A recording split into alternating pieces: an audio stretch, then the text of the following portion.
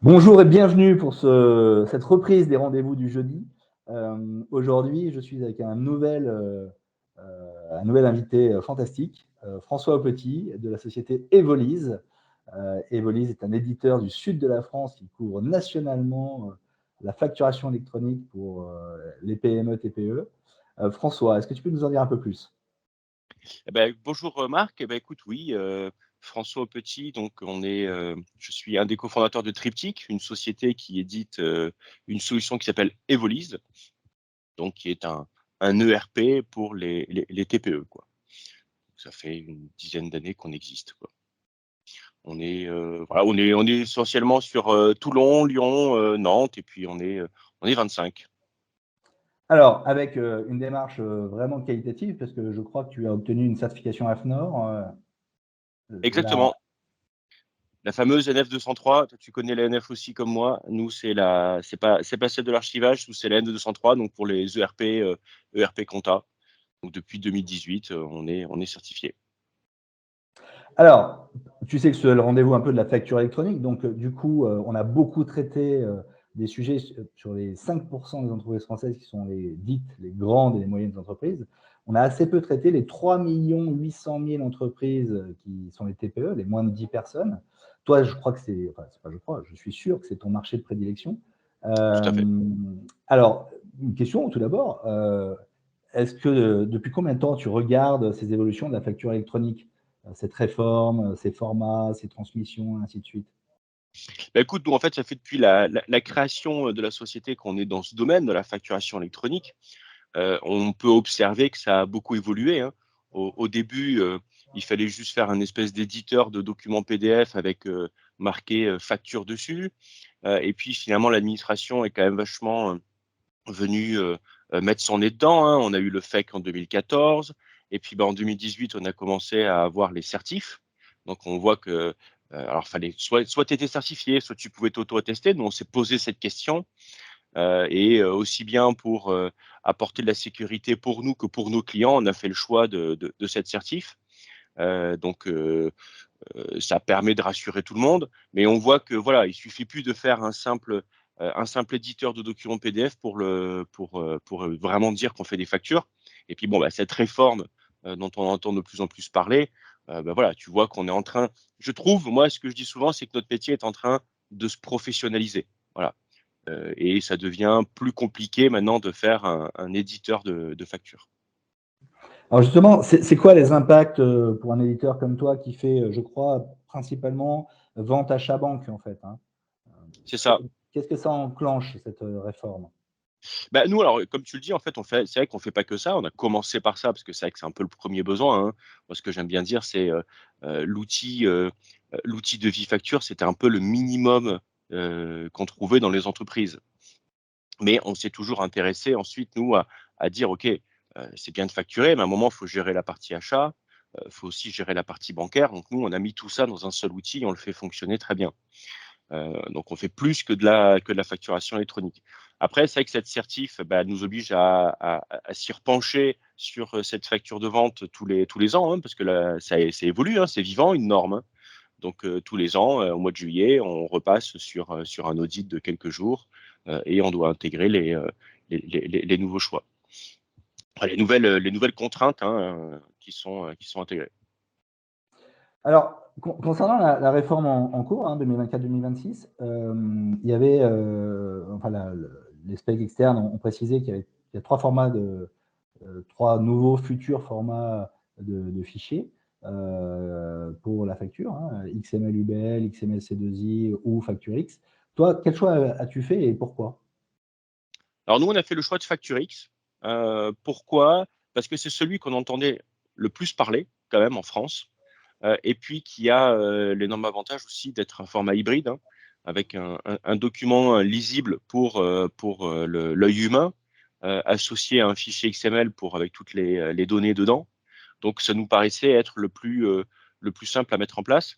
Et puis en plus, il y avait pas mal de données qui sont imposées dedans, en fait, où une fois que tu es certifié NF203, en fait, tu as déjà tellement de structures de données dans ta facture que sortir un FactureX, c'était pas forcément le plus compliqué, quoi. Alors, tes équipes avait donc l'exhaustivité des données, qui est un point clé, hein, donc, et tu as raison de le repréciser, la 203 permet d'être sûr d'avoir ça. Et puis après, pour fabriquer, pour composer le FactorX, tu utilises quoi? Tu utilises les outils de la FNFE ou Alors, on s'en est inspiré, oui. En fait, ils mettent une liste de bibliothèques. On a fait quand même la nôtre. Nous, c'est du PHP, donc on est parti du code qui donnait, mais on l'a un petit peu amélioré. Voilà. Mais c'est vrai qu'on est parti de cette base. Ils apprécieront de tes améliorations techniques au Je crois qu'on passage. en a fait pas. Alors, dans la réforme, il y a aussi une vaste partie sur la future transmission et la future réception des factures, avec ces fameux ce PPF, cet annuaire central et les PDP. Donc, ça veut dire que des éditeurs, des parties prenantes comme toi ou d'autres, ou nous, on doit se poser la question de ce qu'on doit devenir. Toi, tu as fait quelle analyse et quel choix, en fait? Alors nous, on s'est posé la question, doit-on être PDP? Est-ce que notre place est plutôt dans les OD? Et en fait, quand on voit les contraintes qui sont fixées pour les PDP et le métier du PDP, on s'est dit que c'était pas nous. Donc nous, on a fait le choix d'être OD. C'est pas notre métier, tu vois, d'être PDP. Ça nous obligerait notamment à gérer tous les autres formats que FactoryX, UBL, C2I. Donc, c'était pas. Nos clients sont des TPE et finalement, ils attendent qu'on fasse le choix un peu à leur place et des choix qui sont très techniques. Qu'est-ce que je vais utiliser un UBL et C2I? Nos clients, ils s'en fichent un peu. Ils nous disent, bah, vous avez géré la réforme et c'est ce qu'ils attendent avec nous quand on a fait la NF.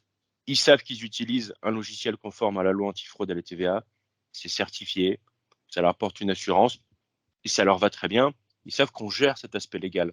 Et en fait, c'est exactement la même chose qu'ils attendent pour nous. Donc, on n'a pas besoin d'être PDP. Ils vont pas nous demander plus de réglages que ça. Voilà, nous, on aura Evolise, OD, connecté à la plateforme publique. Et voilà. Et c'est comme ça qu'on va gérer les choses. Ça nous paraissait assez limpide. On ne s'est pas posé longtemps la question. On s'est dit, pourquoi pas à un moment PDP, est-ce qu'on évolue de métier? C'est vrai qu'on s'est posé la question, est-ce que finalement, on est un logiciel et en plus, on en profite pour faire un pivot et puis être être un peu dans un maillon du routage, fournir d'autres services. Mais non, c'est pas nous. Voilà. Donc euh, on n'a pas changé notre ADN. Ouais, bah, écoute, j'étais mardi 4 avril à la journée de la facturation électronique. Je crois que ton associé y était aussi. Oui, J'ai croisé beaucoup d'acteurs de cette chaîne, de cette filière, qui se sont posé la question. Et autant les gros annoncent leur volonté de devenir PDP, autant les petits, les moyens et ceux qui ne sont pas directement des opérateurs ont plus envie de devenir opérateurs de démat raccordés à la PPF. Ça a l'air d'être la voie qui se dessine en tout cas pour beaucoup. bien sûr. Alors Ouais. ça nous amène sur une autre chose. Tu génères des documents, tu reçois des documents. Qu'est-ce que tu as pris comme décision sur l'archivage en fait? Est-ce que tu es troublé par les annonces PPF? Est-ce que tu es rassuré? C'est quoi ta posture là-dessus ou ton choix, ton analyse? Alors nous, ce sur quoi on est parti, mais bon, on sait que ça, c'est pas encore définitif hein, quand on regarde un peu ce qui se passe dans les échanges avec l'administration. L'administration propose à travers la PPF un premier niveau d'archivage hein, qui répondrait à l'archivage légal de 10 ans là, sur les factures. Donc nous, pour l'instant, on ne propose pas cette brique déjà actuellement, dans le sens où, bon, évidemment, toutes les factures qui arrivent sur notre outil sont stockées, mais ne sont pas au sens de l'archivage légal. Donc nous, on attend aussi un des arguments, enfin un des atouts qui nous permet de cette PPF, c'est le fait qu'elle propose cet archivage. Voilà. Donc, on va s'appuyer dessus, en fait, pour nos clients, parce que ils ont pas, on n'a pas de demande de la part de nos clients aujourd'hui de mettre en place un archivage légal. Voilà, c'est pas une demande qu'on a. Nous, nos entreprises, c'est beaucoup des moins de 10 salariés. Donc, il faut quelque chose de simple, de tout packager. Et finalement, entre guillemets, ce qu'on paye déjà avec les impôts, avec la PPF, je pense que c'est quelque chose qui peut séduire nos clients. Voilà. Mais je suis sûr que tu as un autre regard dessus. Ouais, évidemment, mais moi, tu sais que je fournis des services de confiance en SaaS sur cloud souverain d'archivage à valeur probante. Donc, et moi aussi, certifié NF. les 461. Donc, bien sûr, mon analyse est complètement opposée, d'autant plus qu'hier, ils ont précisé, enfin mardi 4, ils ont précisé que ferait l'archivage, et l'archivage est plutôt un but pour l'État, pour la plateforme, et pas forcément avec des accès externes. Donc, faut voir ce que ça devient et tout ça. Mais moi, je reste persuadé que peu importe la taille de l'entreprise, je reprends un peu ton slogan qui est des outils de grandes entreprises mutualisés et accessibles pour les petites entreprises. Je pense que toutes les entreprises ont besoin de sécuriser leur patrimoine documentaire et pas que les factures, tout, les bons de commande, les contrats, les statuts, enfin tous les types de documents qu'elles manipulent, et que rien que ce besoin-là justifie une plateforme d'archivage et surtout pour les petites qui n'ont pas ni la taille ni les budgets pour entretenir ça, il faut que ce soit fait par un opérateur d'archivage. Parce que lui, au moins, il mutualise un cahier des charges très exigeant et il le fait vivre au quotidien. Alors qu'une petite entreprise ne peut pas se permettre ça. Déjà, des moyennes et des grandes, parfois, ne peuvent pas se permettre ça. Donc, voilà. Donc, moi, je Et puis militerai. chacun son métier, je suis d'accord, chacun son métier. Moi, je militerai pour des accords avec la filière, avec des éditeurs de RP, des éditeurs de démat, des PDP, pour fournir ces services de tirage numérique à valeur probante, mais en marque blanche, insérés dans les dispositifs. Mais ça, c'est ma partie. Il me reste encore à te convaincre, bien sûr, d'aller Mais avec nous, nous ou pas. en fait, bien sûr, mais tu sais, nous, on verra. Pour le moment, c'est sûr que dans les discussions, ils l'intègrent au niveau de la PPF. Demain, ils ne le font pas, mais ils demandent à ce que ce soit archivé. Ben forcément, il faudra qu'on trouve une solution. Mais c'est vrai que pour le moment, on attend d'avoir un petit peu, tu vois, les specs définitives, parce que là, quand même, elles fluctuent quand même. Ah, elles fluctuent, elles s'enrichissent, en tout cas. Non, il y a assez peu. Moi, je trouve que là, les dernières specs sont sorties ce week-end. Ça s'enrichit, hein, ça se détaille, mais il y a assez peu de retours en arrière, donc c'est assez plaisant. Hein, donc, moi, je bats en brèche l'idée qu'on ne peut pas faire les choses parce qu'on attend, il y a plein de choses qui changent. Ben, en fait, il n'y a pas tant de choses qui changent, il y a beaucoup de choses qui se rajoutent ou qui se précisent. Et il est clair qu'il faut. Enfin, le temps passe extrêmement vite, hein, il reste 2 ans et Il reste deux. des poussières, et il faut s'y mettre, quoi. Hein. Donc voilà, donc c'était aussi un des retours de la journée de mardi, c'est que la plupart des clients ont commencé à comprendre et lancent des projets, et c'est très bien, et ils attaquent ça par la conformité, le fiscal, et c'est encore mieux. Voilà. Bien sûr. Si on revient sur notre discussion, tu as jugé que c'était comment? C'était simple, c'était compliqué de faire de la facture X? Tu m'as dit que toi, tu avais quasiment tous les outils pour le faire d'entrée de jeu. Enfin, Non, ouais. Nous, en fait, on est déjà bien dans la réforme. Pour nous, FactureX, c'était pas compliqué à faire dans le sens où, étant donné que depuis 2018, on est NF, j'ai envie de dire, la NF, c'est presque plus contraignant que la FactureX. Donc, c'est plutôt une déclinaison de ce qu'on faisait pour faire FactureX. Après, dans le cadre, en effet, il faut pas attendre, je te rejoins, hein, à ne pas attendre peut-être la fin des specs. Mais nous, on est sur toute la partie facturation électronique, on est déjà connecté à la plateforme pour le B2G. Donc, on a déjà une expérience dessus. On s'est déjà connecté à JeFacture, aussi jefacture.com, donc qui est un peu le PDP de l'ordre des experts comptables. Donc, en fait, on n'attend pas, on a déjà une expérience dessus, c'est juste qu'on attend un peu les derniers retours pour pouvoir se connecter après à la PPF. Mais finalement, on se rend compte que l'outil tel qu'il est aujourd'hui, il colle assez à la réforme, tu vois. Donc, la gestion des statuts qu'on a déjà, bah, on gère déjà l'entrant et le sortant. alors, c'était ma question d'après. Là, on a beaucoup parlé de l'émission, hein, des factures électroniques par Evolise, mais est-ce que tu as aussi intégré un volant gestion des workflows de bons à payer, de l'entrant, de la facture fournisseur? Oui, ouais, ouais, tout à fait. Bah, nous, assez rapidement, en fait, on est vraiment allé sur le classique de Vifacture. Après, quand on est allé sur les achats, on est allé sur la partie collecter les achats. C'est vrai qu'on a mis en place différentes méthodes. Hein. Tu peux les collecter avec une boîte mail, une appli smartphone. On va les chercher en direct sur la plateforme, enfin sur les portails fournisseurs, où tu peux les pousser directement dans Evolise. Ça, c'est un peu le classique. Après, on vient en extraire les données. Donc, on a une solution d'OCR qui vient lire le document pour en extraire les infos qui intéressent, hein, la date, le fournisseur, les montants de TVA, TTC. Et en effet, après, on met un workflow, parce que le but, une fois que tu as ta facture, bah, si elle n'est pas payée, c'est de la payer. Donc, du coup, tu peux, en effet, depuis Evolise, déclencher un paiement. Voilà, tu vas déclencher un paiement un paiement par virement, un paiement fournisseur. Et ensuite, tu le rapproches. Donc, on a en effet toute la partie bancaire, hein. Donc, on s'appuie sur toute la partie des SP2 pour récolter les données et rapprocher des factures d'achat, des factures de vente. Donc, en fait, on s'intègre assez bien dans cette réforme parce que finalement, dans l'e-reporting de la réforme, il y a une gestion des statuts. Est-ce que ma facture fournisseur, mais aussi ma facture de vente, est-ce qu'elle est payée? Est-ce qu'elle est rapprochée? Donc, en fait, nous, ça s'appelle une ligne de vie qui existe sur chacun document pour savoir à quel niveau il est.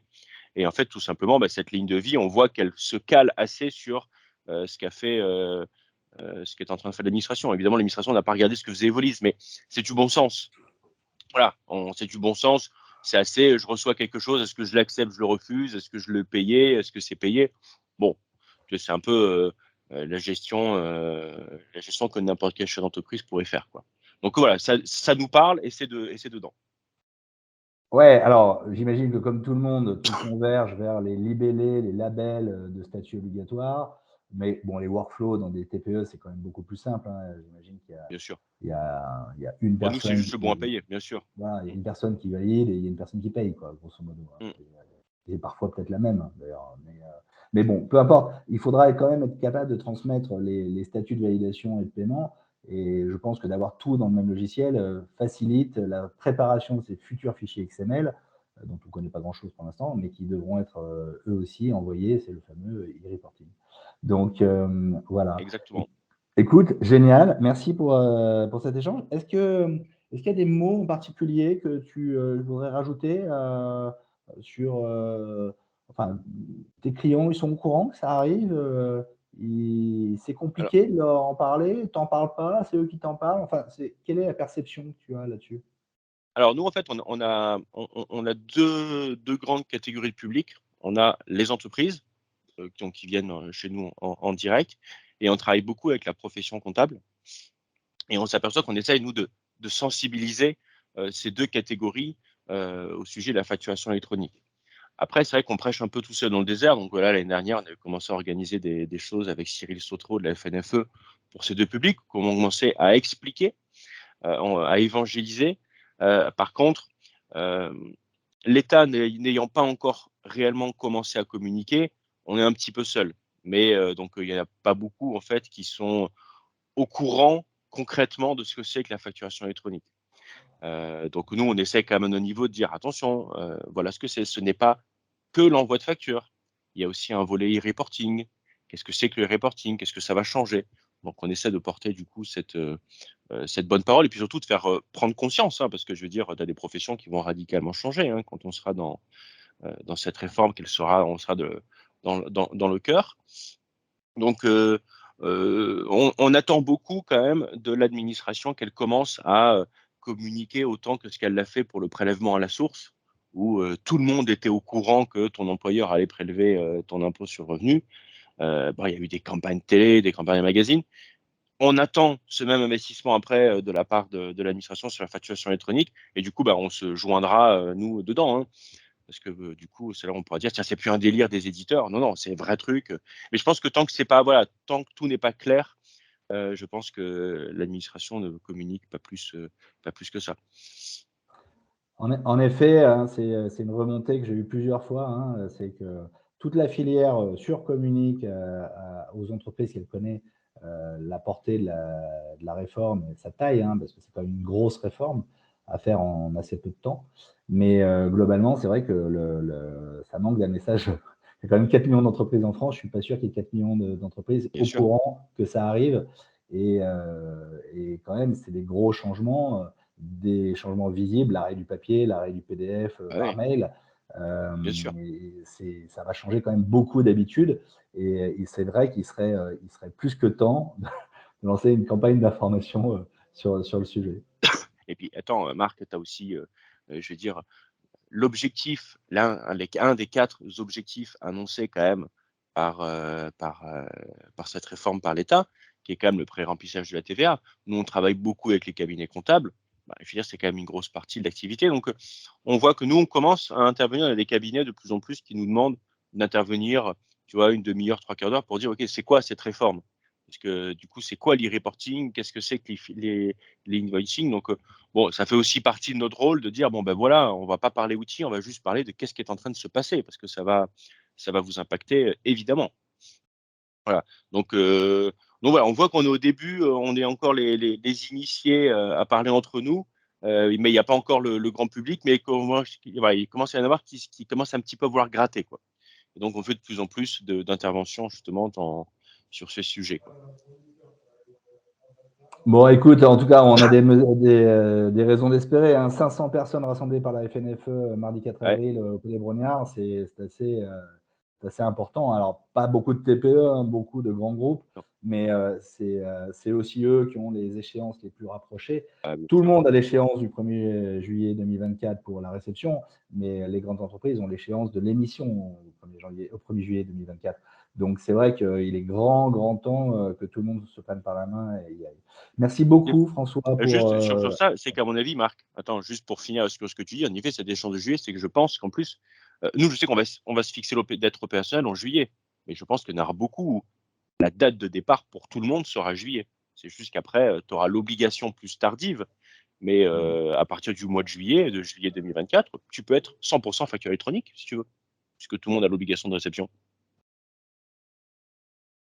Alors, très concrètement, merci de le préciser, évidemment, tu peux être prêt avant ta date butoir et tu peux être en action avant ta date butoir et tu as des gains opérationnels parce qu'on parle souvent des contraintes et des obligations du cahier des charges et tout ça, mais on parle assez peu de l'opportunité et des gains de productivité, des gains de fiabilisation liés à cette réforme et ils sont très importants. On le verra bien, enfin, c'est mon analyse, mais je pense qu'ils vont être majeurs pour dynamiser les relations économiques entre les acteurs économiques en France. Donc, évidemment, tu peux être prêt avant la date, tu peux être un bon élève, tu seras un bon élève si tu es TPE équipé des valises. Voilà, Tu auras la donc banane. voilà, tu auras la banane. Allez, c'est le mot de la fin. Merci François, à très Merci, vite Marc. et bon courage pour la suite. À bientôt. Salut. À bientôt. Ciao.